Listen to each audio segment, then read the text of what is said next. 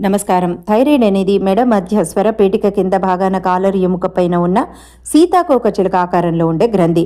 Thyroid ఉన్నవారు cabbage, cauliflower, soya, బ్రోంకలి లాంటివి తినచ్చా అనే డౌట్ చాలా మందిలో ఉంది. తినచ్చనే చెప్పొచ్చు.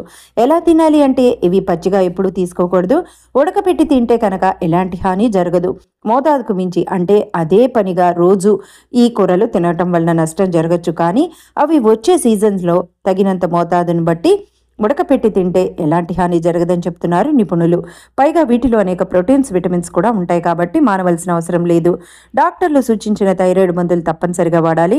అయోడైజ్డ్ సాల్ట్ కన్నా నాన్ అయోడైజ్డ్ సాల్ట్ వాడటం మంచిది.